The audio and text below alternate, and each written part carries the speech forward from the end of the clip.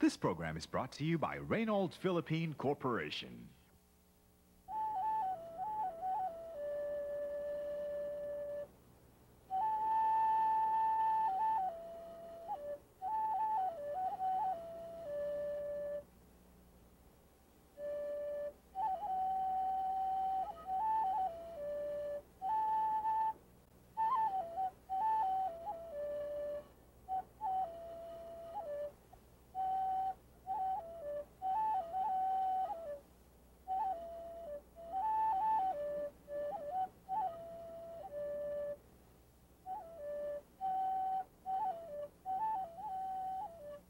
The Cordillera, home to towering peaks, enchanting caves,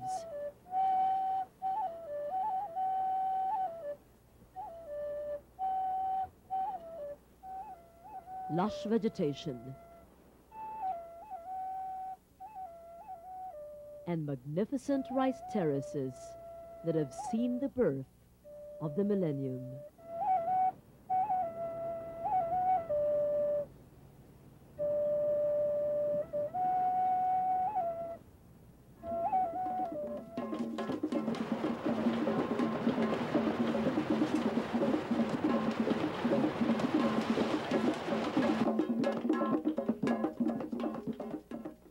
The Cordillera Administrative Region was created in 1987 as a launching pad for eventual autonomy.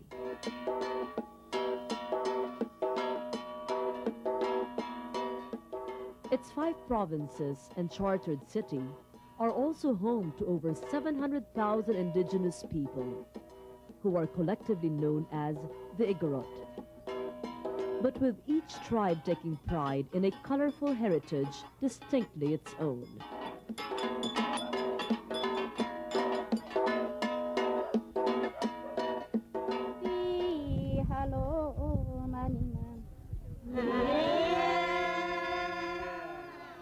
The history of the Highlands is one of a continuous struggle for identity.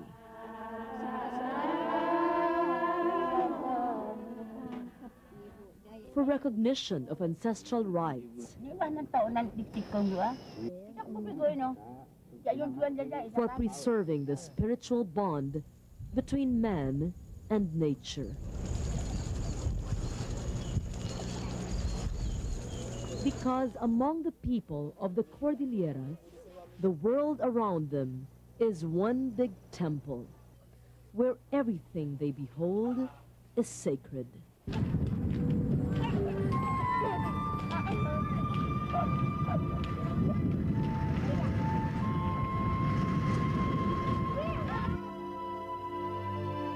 Unfortunately, what this generation perceives as progress and development has little to do with the divine.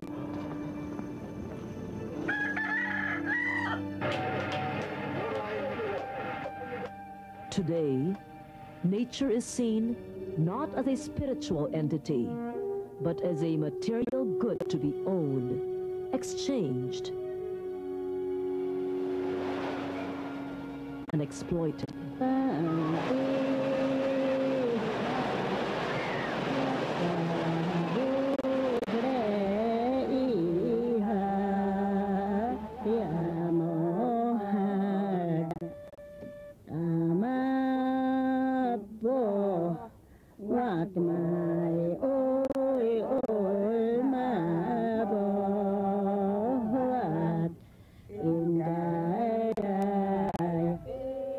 Often called the stairways to the sky, the Ifugao rice terraces have stood proud and productive for over 1,000 years. But now, large portions of the terraces stand to disappear before the turn of this century.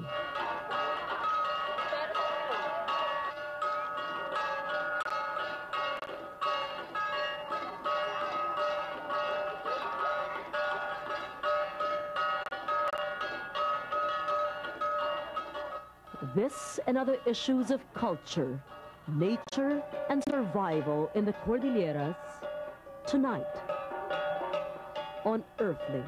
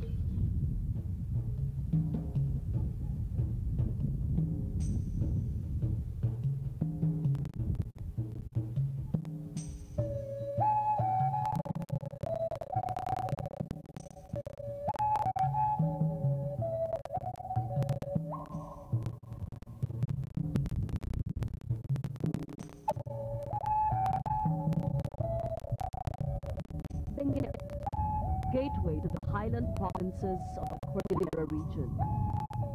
Geological studies suggest that Benguet lies on what used to be the mouth of a prehistoric volcano, which probably explains its exceptionally fertile and arable soil, fit even for luscious strawberries, a rarity in the tropics.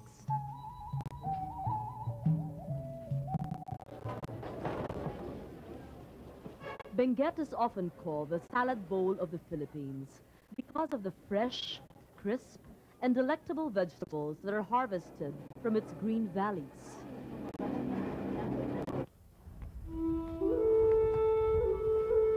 Practically nothing from the fields is ever wasted. Even the wild grass that grow between the crops are weeded out, collected in sacks, and are used to feed the ponies in nearby Baguio.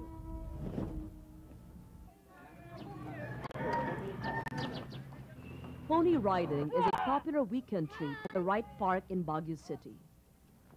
Horse lovers, young and old, mount these squat but sturdy animals purely for leisure. Hardly reminded of the fact that less than 100 years ago, these were the only means of transportation capable of engaging the steep trails leading to Baguio.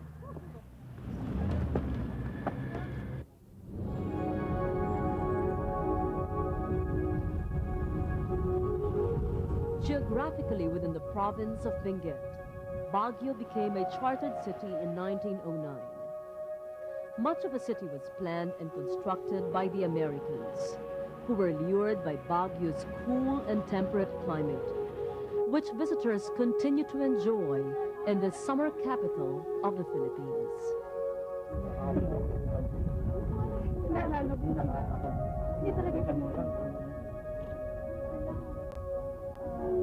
Aside from its interesting and often romantic scenic attractions, Baguio is also a popular tourist destination because of its great vibes.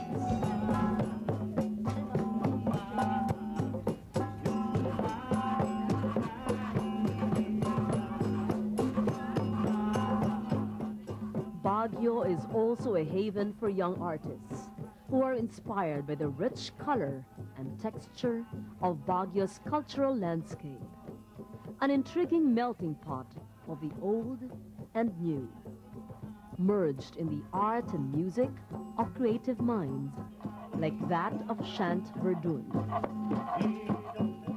Shant and his friends have developed their own brand of music, which they call Pinikpikan, after a popular Igorot chicken dish. The beat is recognizably tribal, and the rhythm naturally spontaneous. I was coming from the lowland, and the situation, the climate, you have to condition the body to be able to be creative. Here is very natural, so I think the environment is a very important factor why we are doing it here, and it's a good place. People are very friendly.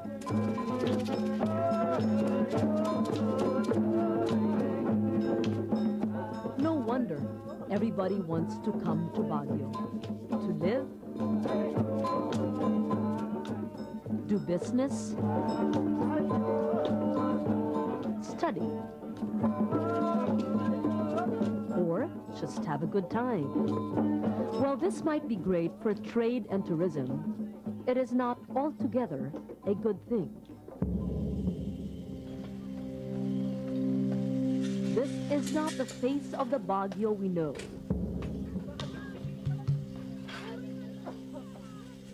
Nonetheless, it is part of the day-to-day existence of this bustling city, which is literally bursting at the seams. Each month, 80 tons of garbage make their way to this open dump site in Irisan, just a stone's throw away from the Nagilian Road. It has been almost 20 years since the city had an incinerator. Now, all its garbage goes to this single waste disposal site, an elevated area from which contaminated effluent flows every time it rains. And unfortunately for the downstream communities, it rains often in Baguio.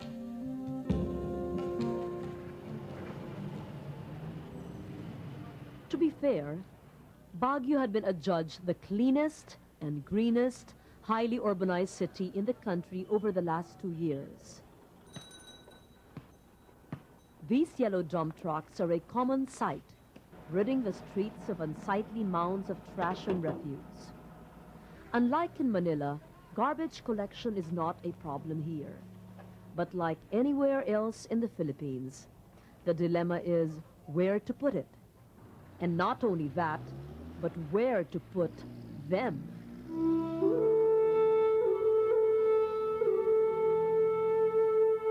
In 1904, the Americans designed Baguio to be a beautiful, modern city for 25,000 residents. They hadn't the slightest idea how rapidly its population could swell. Today, it houses some 200,000 people, almost 10 times its original carrying capacity, with very little improvement on the city planning since the American times.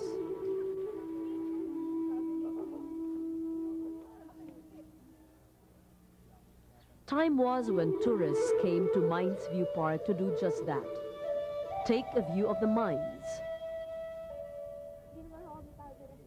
The mines have long been shut down, and today, even the view is fast disappearing.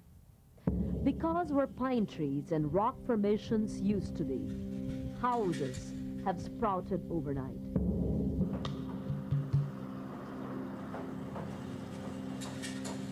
As with any other urban center, Baguio has become a magnet for migrants, and they have occupied practically every available space in the city. The earthquake horror of 6 years ago has obviously been forgotten, as migrants dare to build even along precarious mountain slopes. And because not all the migrants have actually bought land in the cramped mountain city, a large percentage are legally considered squatters.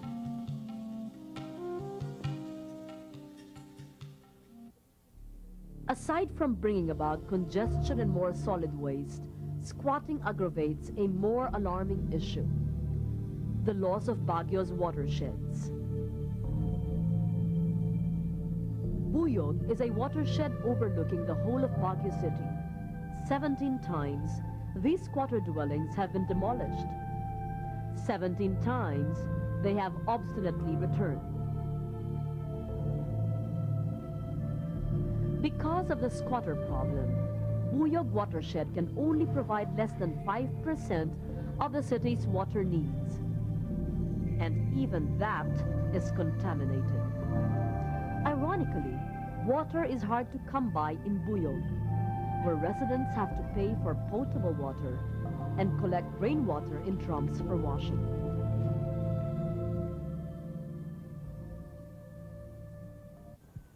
In another watershed, the squatter problem is all but licked, except for a handful of houses who have held fort at the fringes of its entrance.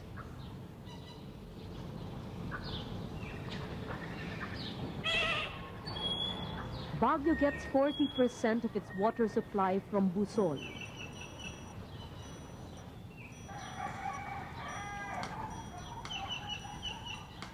The Benguet pines covering the area are actually second-generation growth, replacing those that have been cut down by squatters and illegal loggers in the not-so-distant past.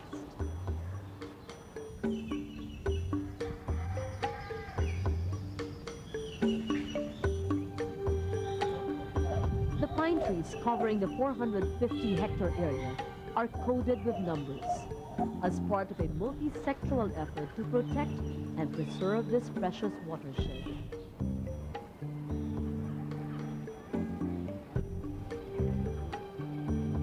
And the even more precious resources it holds.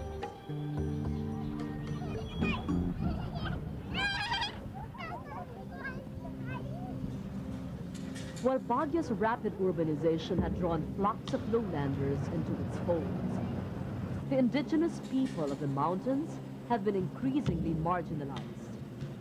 And just as fast as every habitable state is being occupied by squatters, or how watersheds are being steadily depleted, many highlanders have found themselves being painted into a corner because they have nowhere else to go.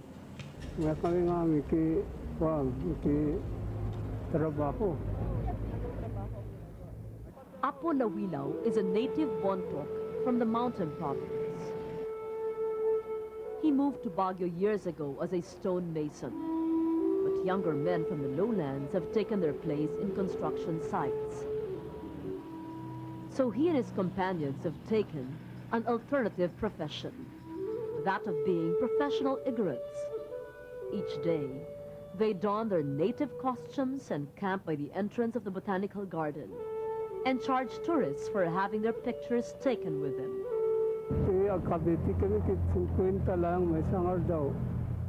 It's not such a bad deal, he says. He makes an average of 50 pesos a day, almost twice his pay as a mason. And all he has to do is pose.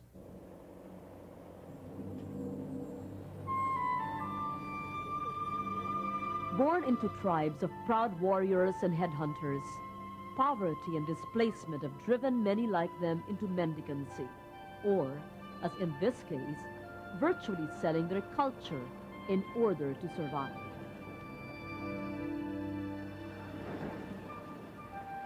In 1902, a census of Baguio showed a population of 811 Igorots and 30 Ilocanos. Today, migrants have greatly outnumbered the indigenous people who, wanting to be left alone, have been pushed to the fringes of this mountain city. Some of them, like the Ibaloys of Happy Hollow, without any concrete assurance that this will be their last and final destination.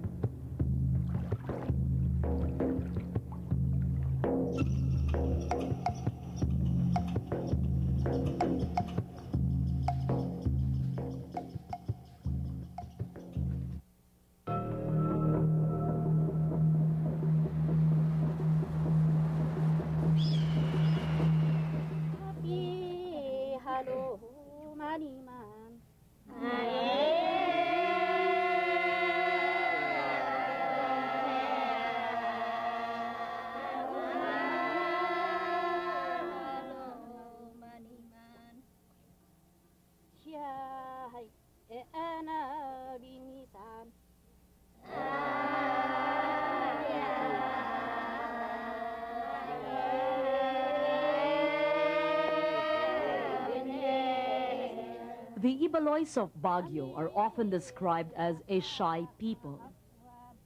But in their native dialect, the word "siyay" means to stay put. At Happy Hollow, the description is correct on both counts.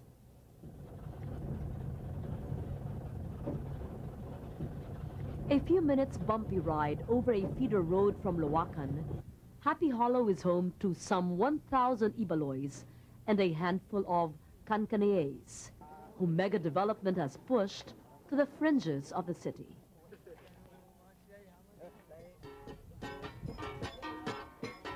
Despite coming to Manila to study law, Fabiola Bosman prides herself in being a pure-blooded Ibaloy, as is her mother, Saturnina Fianza, and her parents and grandparents before her. Most of them, especially the Ibaloys, they were living in the center of the city of Baguio. But when the Americans came, they will not allow them to have chicken in their yard and pigs, and also they're not allowed to continue with their agricultural practices. So they were forced to transfer to some of their properties that are in the fringes of city, like here in Happy Hollow. Mrs. Fianza, who turned 80 this year, says her grandparents used to own a farm on what is now known as Session Road. She never really saw the farm because by the time she was born, her family had been forced to move to Happy Hollow. Now, she is anxious about the future of her own children. That's why we want also to maintain our land here, because no, until I assume the one me. Happy Hollow is the Ibaloy's last stand, she says. When they were thrown out of the city by the Americans, they at least had its valley to run to. But now, if the government asks them to move once more, there is nowhere else to go. Sometimes the people say that the area does not belong to us. Though, in fact, as far as history is concerned, the indigenous people has been here since time immemorial. And we believe that with that span of time that we have been in the area, we have the right to claim this area as ours. Like many parcels of land inhabited by indigenous people, Happy Hollow has long applied for a certificate of ancestral domain, a recognition given by the government through the Department of Environment and Natural Resources. Although it does not designate ownership, the CADC recognizes a tribal community's possession of its ancestral property, paving the way for a long-term management of forests and other natural resources in the land. Their barangay captain suspects that their application was probably stalled via city ordinance, seeking to convert a portion of Happy Hollow into a squatter relocation site. If the city government wants to utilize that as a relocation site, then definitely these people within that area will be affected. Happy Hollow residents fear that the entry of squatters, strangers to the Ibaloy lifestyle, would endanger the preservation of their cultural traits. And for a people who have been pushed too far for too long, that would be the last straw. We have already agreed with the residents of Happy Hollow that definitely we will not allow that to happen, and we will have to fight for it if we have to. But definitely we do not, we cannot give in to such demand from the city government. They're only asking for the land where they are now. That is all. They cannot be driven back again. I mean, there's no place for them to go. So they'll fight for the land where they are now. Once voted outstanding physician by the Philippine Medical Association and a Likas Yaman awardee of the DENR, Dr. Julie Cabato has never forgotten her Ibaloy roots. We forget that we have a culture. And when you destroy our culture, the people are lost.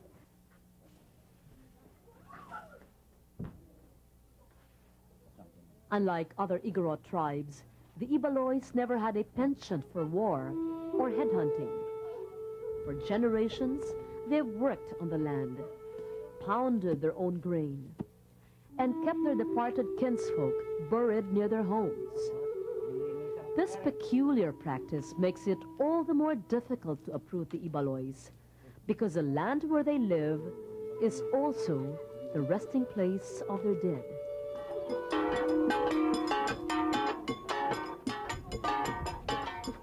The Ibaloys are very keen about their ancestry. Happy Hollow residents claim they all descended from 9 original clans. the heads of which now comprise their council of elders. Despite their exposure to urbanized culture, today's Ibaloys are linked closely to the days of yore, constantly reminded of their identity as a people, playing the same gongs, sharing the same meals, and tilling the same soil, which their fathers did before them. Hoping to preserve the past, they become anxious of the future. There's a big threat on our part, especially here in Happy Hollow, because if, in the event that we cannot get our land as embedded in our speak about in the Constitution, maybe finally they might make this as a all concrete and all no more trees, no more place for us to plant our camotes, or the rice terraces will disappear. Their fears may be valid, for already they have been affected by ongoing real estate development in an area just outside Happy Hollow. This area here used to be filled with so many pine trees, but since the subdivision came in, the trees were cut, and just about 3 years ago, the bulldozing of the area caused some accidents to the residents of Happy Hollow. 2 children were injured by falling rocks, while a house was carried away by mud flow, all coming from the open construction area. None of the casualties have been compensated.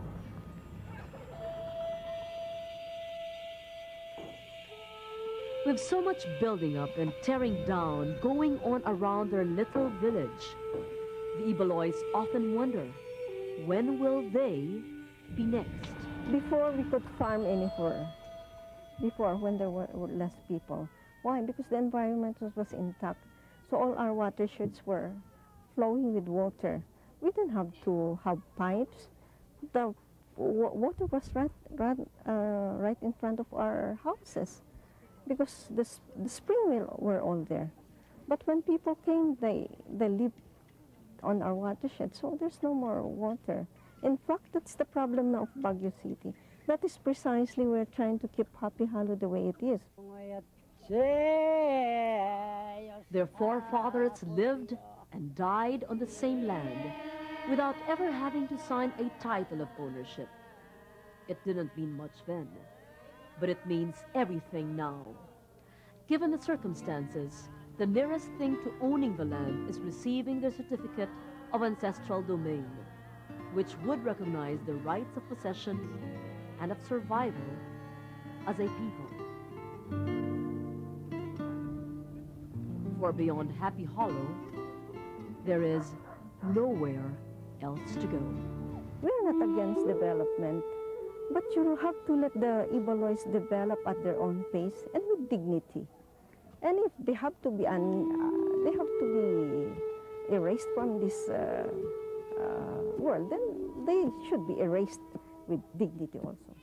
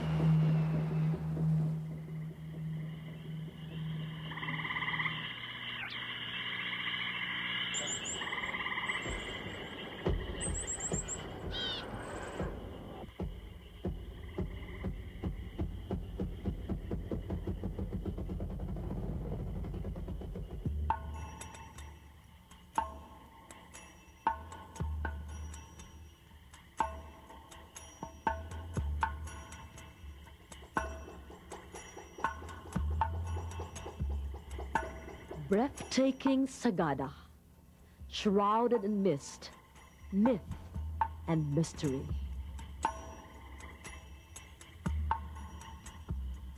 rising 4,000 feet above the plains. Serenity embraces its emerald mountains. Here, unlike in the lowlands, nobody has to shout. One only has to whisper, and his prayer already reaches the ears of God.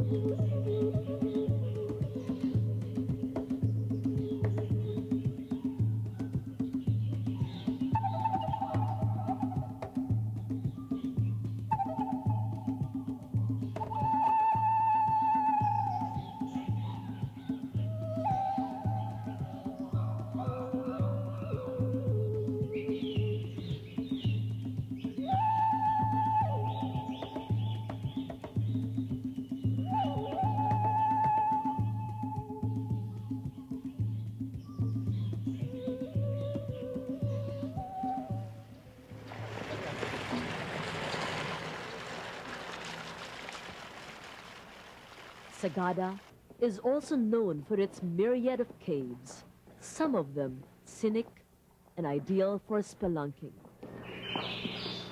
Like the Sumaging Cave, an enchanting cathedral-like grotto, where echoes of unknown centuries hang silently overhead.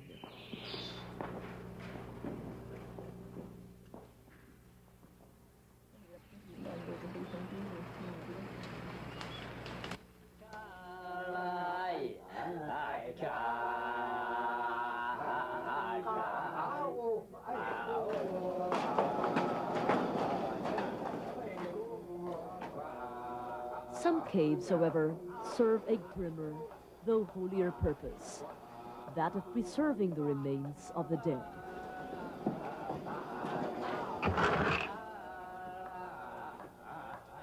Sagada natives of old did not believe in burying their ancestors underground, because then their bodies would be forever covered with mud.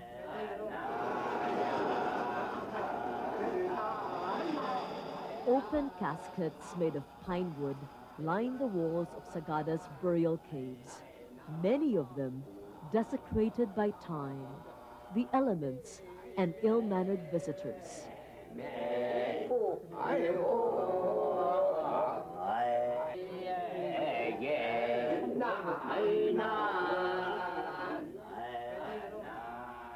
Vestiges of the past have endured and are still considered sacred among the people of Sagada.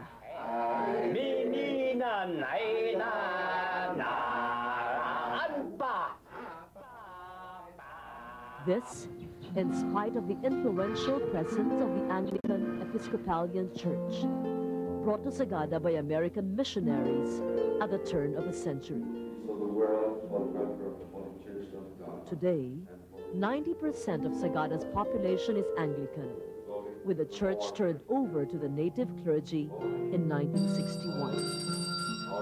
Despite the Highlanders' hostility against Christian missionaries in the past, Igorot priest Father Peter Alangui believes that the Anglicans succeeded because they were not so antagonistic and repulsive, and they tried to understand first the culture of the people, and the people saw them or looked at them as friendly, so they were welcomed.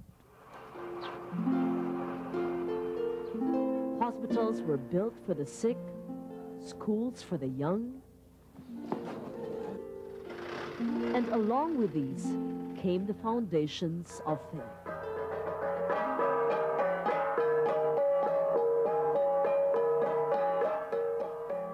But although the church had exerted all efforts in dissuading the natives of Sagada to give up their customary rituals, it had to be contented with what has been called a split-level Christianity. There are those who are really devoted and faithful. Others stick to some cultural practices. And there are those, but very few of course, old men who really practice paganism.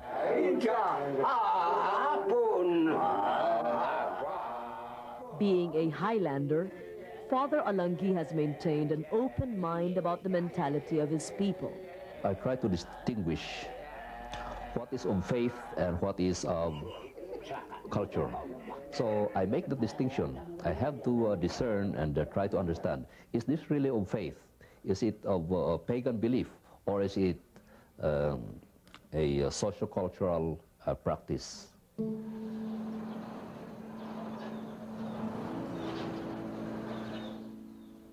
Missionaries were not the only ones attracted by the quaint beauty of Sagada. Of late, it has played host to both local and foreign tourists who have heard about the many wonders cradled within its mountainous terrains. Among them is David Fowler, a British artist who has made Sagada his home for the past 6 years. Sagada has its roots very firmly in the tradition of its local religion, its local beliefs, and its local practices. And unlike what you might find, for example, in Banawe, you might have some old people standing around wearing some headgear and some colorful clothing, ready for tourists to take a photograph of them. In Sagada, you're going to have trouble taking a photograph of people because they don't want it. They're living their culture. One traditional system of governance peculiar to Sagada is the Dapay, which is still practiced among the northern Kankanaes.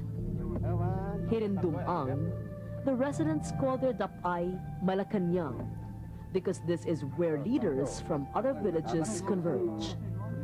Originally, the Dapay was a stone pavement with a fireplace, where village elders called Dumapay came to hold rituals.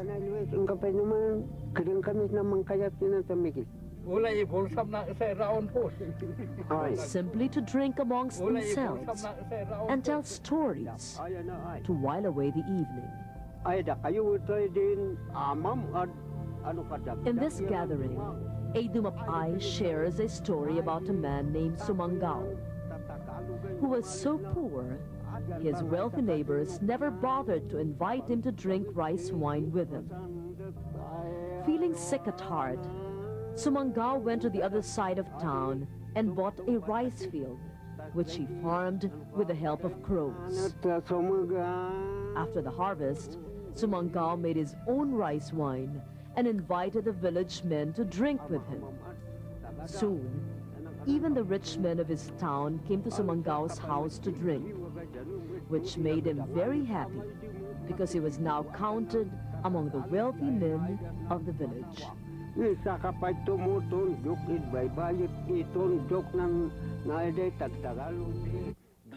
In modern times, the Dapay has evolved into a small political unit where elders come to discuss social issues affecting their village.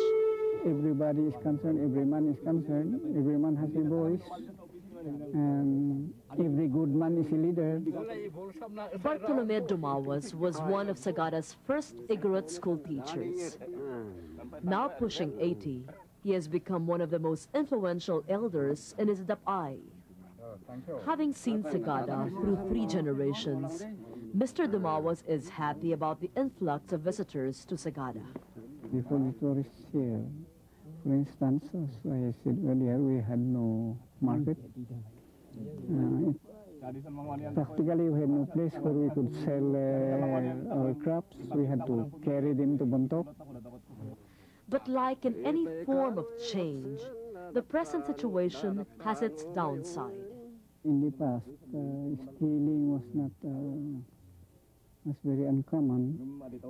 All houses practically were open, no locks. But it is these people who have gone elsewhere that have learned to some of those things, some of the bad things of urban life, brought them here. So we cannot avoid having some people, although still we try our best to take care of them.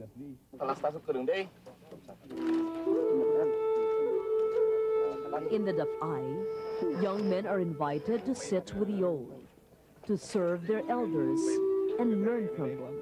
And we keep on pounding on our young people to see, to, if possible, follow the good out of the past, preserve our traditions.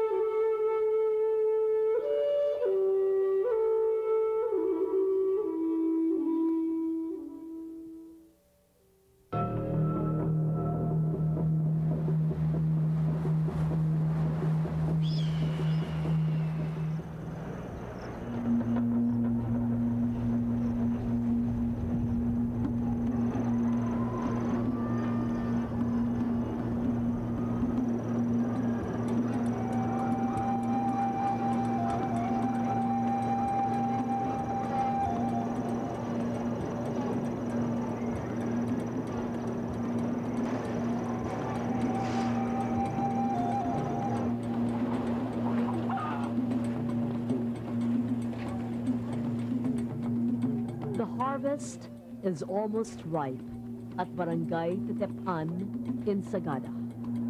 Almost, but not quite. Which is why, when villagers welcomed their visitors with a kanyao, they had to stay away from the rice fields so as not to disturb the rice gods, upon whose favor rests a prosperous harvest of golden grain.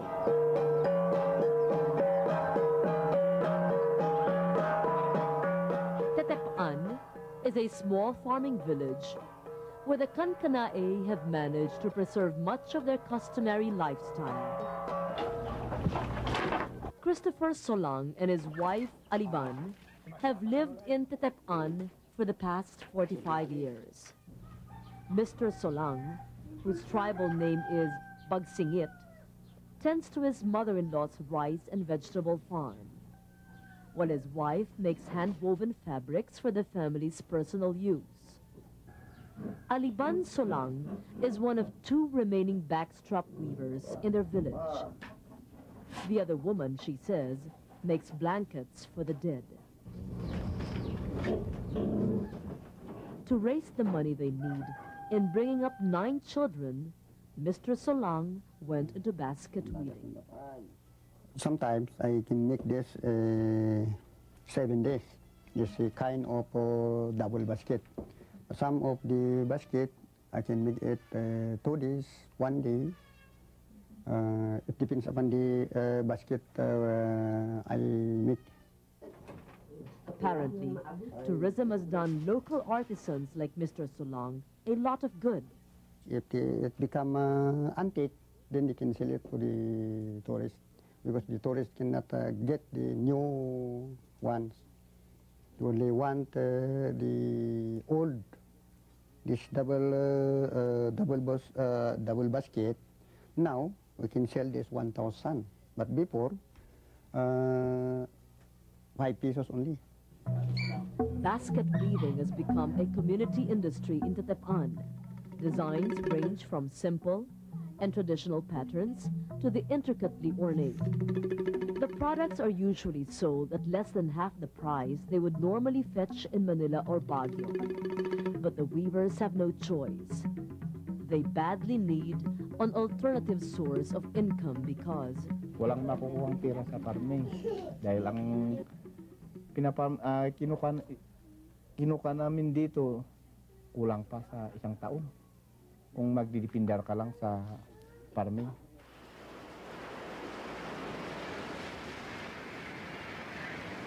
As the community grows more and more, the communal land becomes less and less sufficient to meet its basic needs.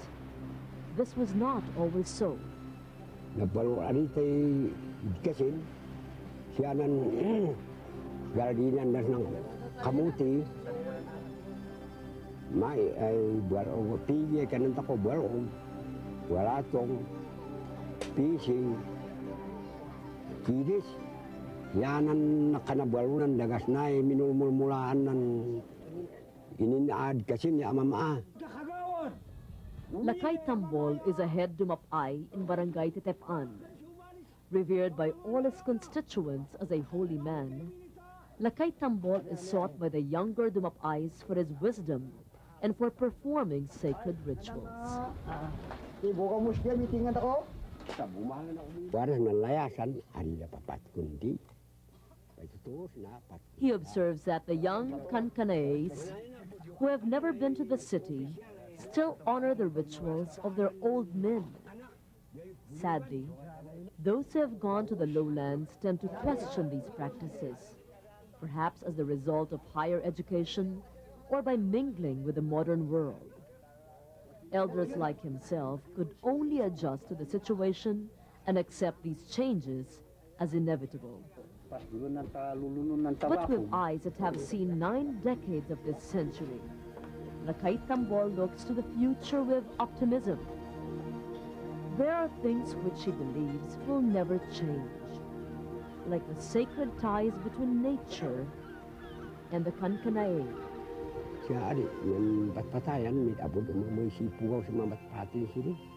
In the days of their ancestors, the land was a vast kamote field with barely any forest cover, until their fathers realized the importance of planting pine trees, which would provide latter generations with wood for shelter and other daily needs.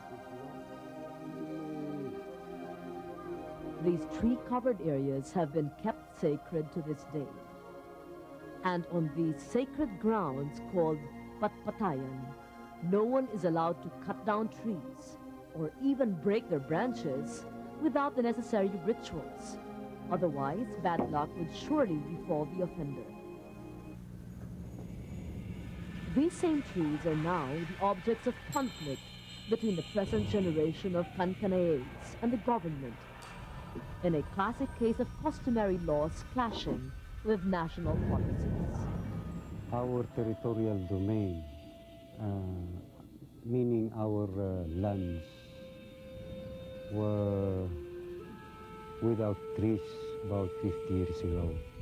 We have only grasses growing in these areas until, out of necessity, our elders instructed the community to plant trees wherein they could use the Sunday for the construction of their houses and then also for their fuel.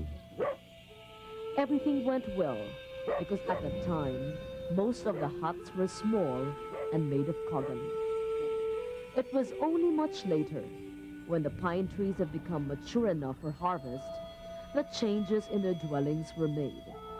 This is also where the conflict began. It's now a problem really, because if we have to cut these trees now, we are being charged for illegal logging. As a result, Sagadans have lost interest in preserving their forests. So I remember when I was a kid and when I was a teacher in a private school, when forest fires came about, we would all rush to that area to put out the fire. But now, people have that it's a sentiment that they always bring out, that why should we care for these forests which is actually ours when the government restricts the use of these forests in terms of cutting down the trees that have been planted. It is a problem the environment officials realize only too well. The concept of ownership ng mga communities dito ang tingin nila doon is they own these resources. But we could not issue the necessary authority for them to harvest. Under the law, the whole of Sagada is a watershed where logging is therefore restricted, even for the same people who planted the trees. Naturally, the people would react violently, or not necessarily violently, but they would be having some notions against government, especially at this point in time that the trees have grown to a certain sizes that is harvestable already. But they cannot use it. Then what's the use of planting trees or maintaining such forests? Last March, the whole municipality of Sagada has been issued a certificate of ancestral domain by the DENR. Although it is not a title of ownership, the CADC recognizes the rights of the indigenous people over the land and resources left by the forebears. In 1993, a study showed that 62% of Sagada's land area is covered with trees.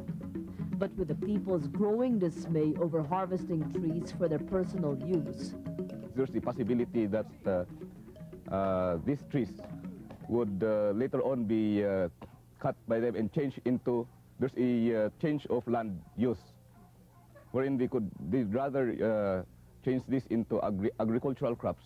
The fact that agricultural crops cannot be confiscated or is not subject to such stringent regulations.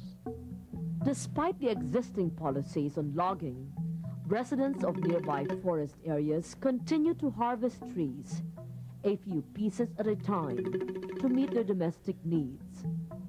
It is an uncomfortable situation where villagers risk being apprehended, while environment officials are often compelled to look the other way, if only to keep the peace. The fact that these resources has been there and is still intact as of this time. Kasi pag talagang ayaw nila talagang mawala yung mga kahoy, matagal sanang nawala yon. But as this, until this time, andun pa rin yung mga plantations.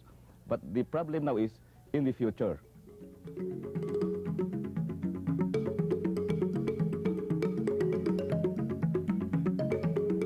Land use conversion may be a brewing possibility in Sagada. But elsewhere in the Cordilleras, it has become a disappointing reality, resulting in the vanishing rice terraces of Banawe.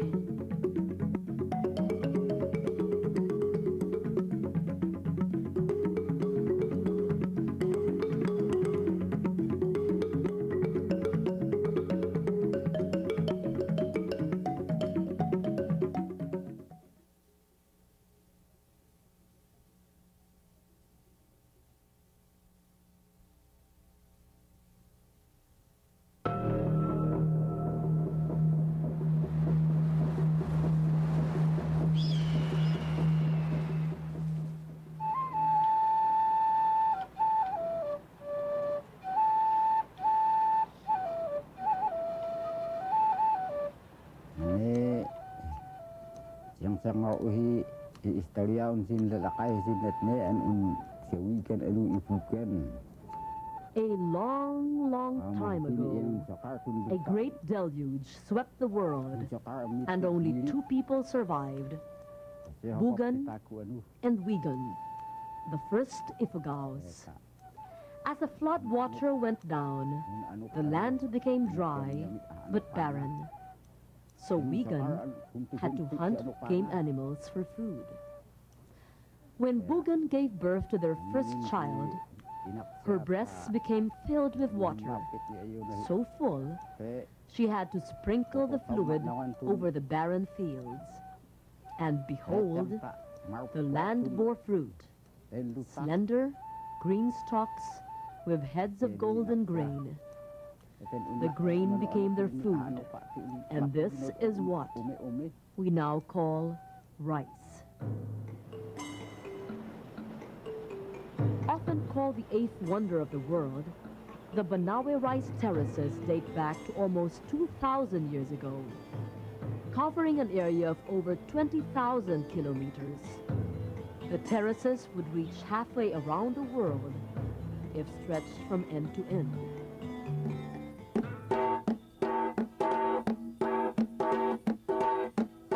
The rice terraces were built by the Ifugaos, who have carved rice fields out of the mountains for countless generations and continue to perform Thanksgiving rituals for every bountiful harvest.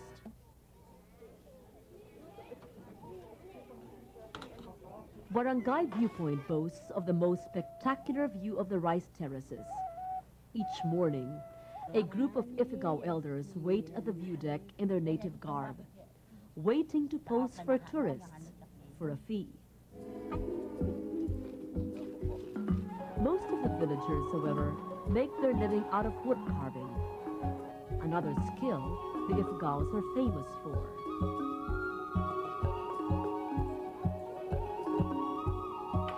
Elias Ginyang began carving at 8. His father was a wood carver, and so were his grandparents. The life-sized statue he is working on will fetch him 1,500 pesos once completed. Because he can only finish one of these a month, his wages are paltry. Kung minsan, may pumarpak. Kung minsan, may tamang-tamang pang-inom.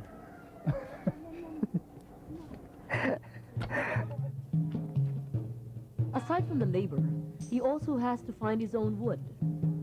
Elias claims he gets his timber from the nearby forests, just like everyone else has been doing for the longest time.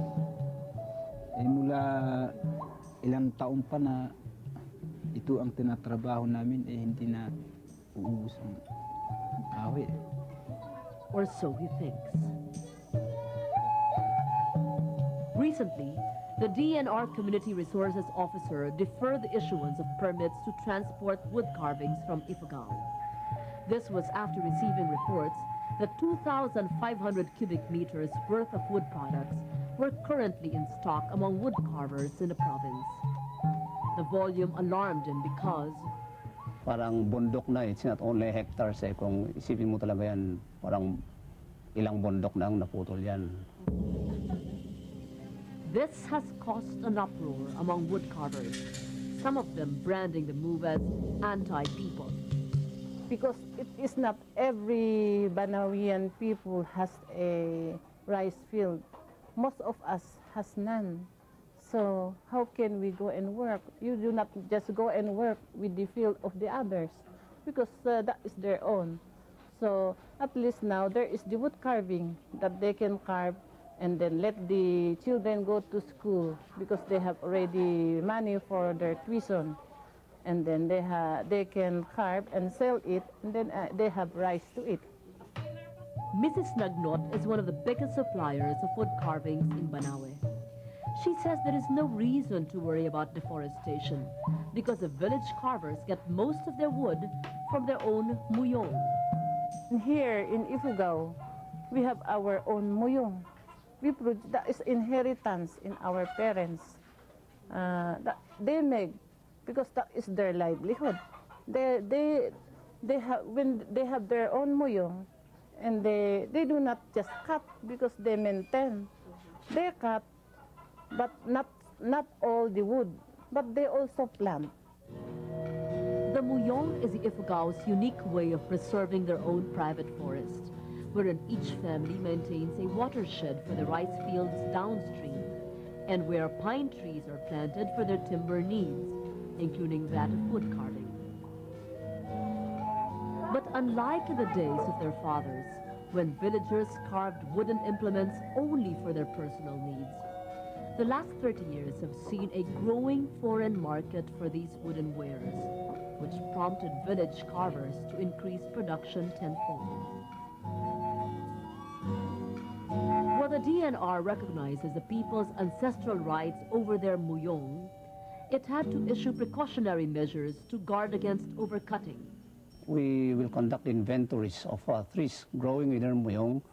We are only allowing those harvestable volumes, say about 40 centimeters diameter and above, and then below 40 will be preserved for the next generation. This, he says, is far from being anti-people. There are really guidelines in the operation of their muyong system para masustain naman ang industry nila.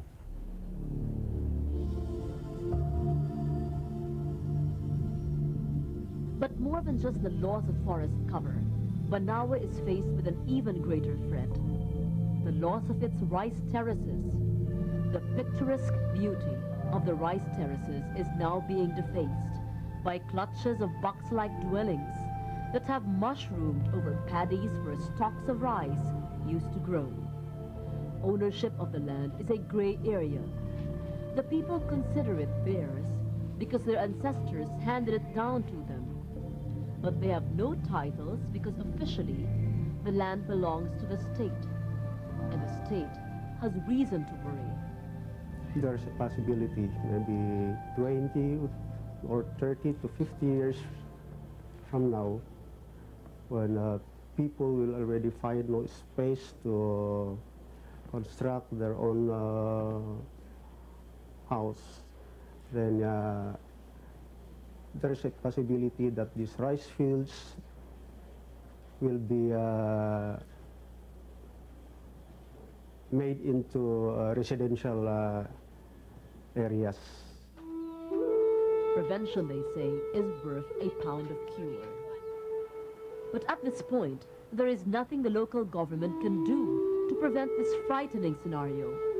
If they can't keep the people from building houses on the rice terraces, who will?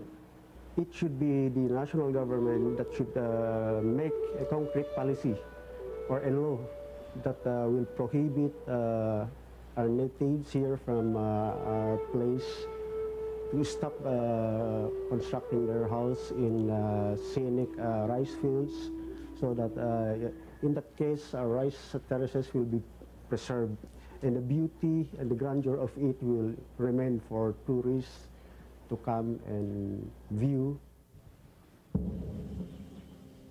Lorenzo Kimayong and his family have lived by the slopes of the rice terraces for the past 4 years. They moved because the children had to go to school, and he could not afford to buy a house in the poblacion.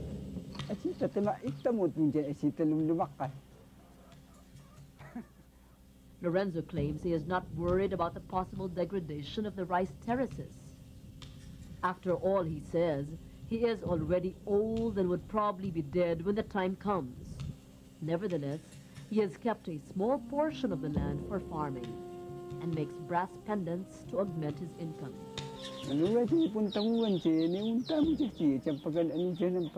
None of Lorenzo's children have shown interest in farming. Since they're all in school, they would probably look for other jobs. So, what about the rice fields? It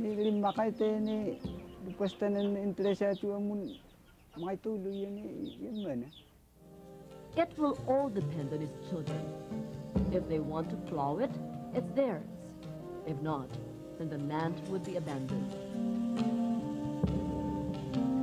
Aside from being drained to support houses, growing portions of the Banawe rice fields are either converted to vegetable plots, if not, totally abandoned. Bihakon Atulmom has seen 95 summers, the best of which were spent planting and reaping on her beloved rice terraces.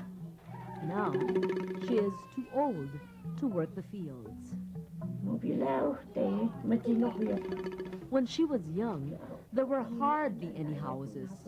The terraces were green and gold, and everyone joined in to sow or to harvest.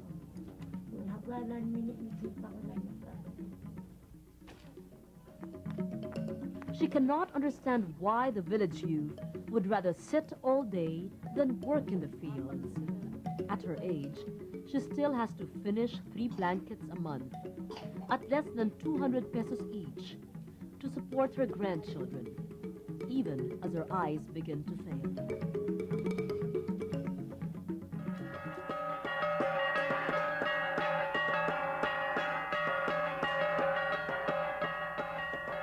In Ifugao, children are exposed to their ethnic tradition at an early age. They are taught the songs, dances, and rituals of their ancestors to instill in them a deep-seated attachment for the roots.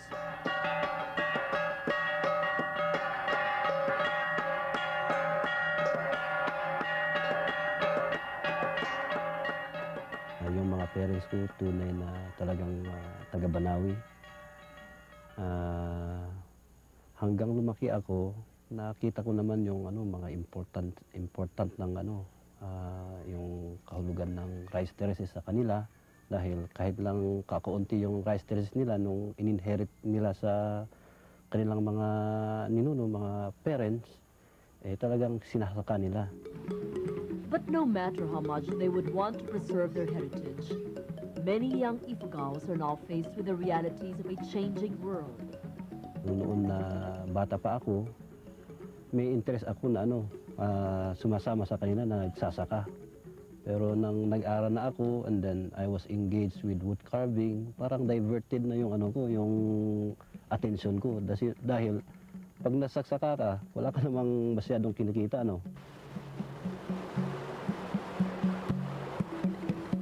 The Ifugaos who built the terraces had no world outside of its verdant walls. It is no longer the same today.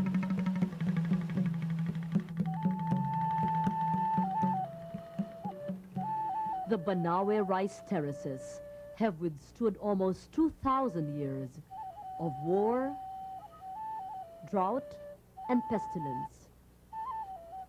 But in a matter of decades, its mystic grandeur may be all but lost. Another desecrated altar in what was once a sacred bond between man and nature.